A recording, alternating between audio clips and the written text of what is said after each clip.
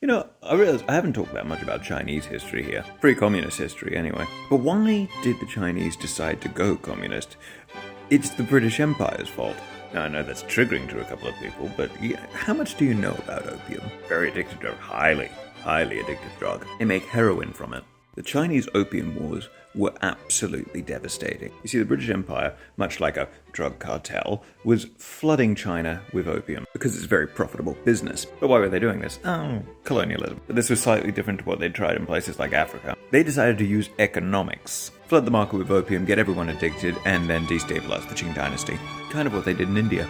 China was a powerful nation even then.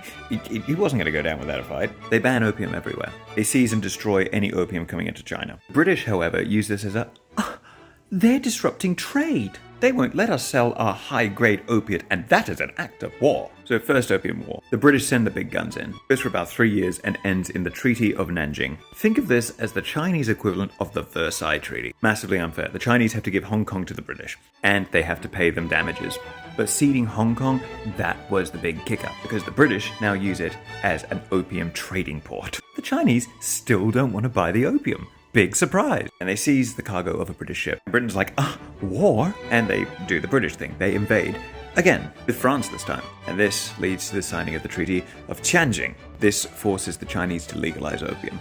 And on top of that, Britain's like, hey, European powers, do you want a piece of the action? A lot of these places like France, Germany, they start setting up their own opium ports. But while this is all happening, do you know who's watching from across the sea?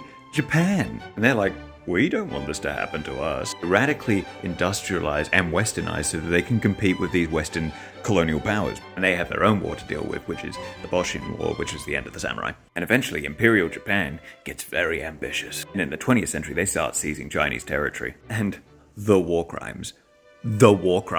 China's in factions at this point, and there's multiple parties being led by essentially warlords. Now, two major parties emerge out of this chaos. The Chinese National Party, which is led by Chiang Kai-shek, and the Communist Party, led by Mao Zedong. And these parties sort of form a united front to deal with the Japanese threat. However, the fighting weakens the National Party, and the only one left with the most amount of power is Mao.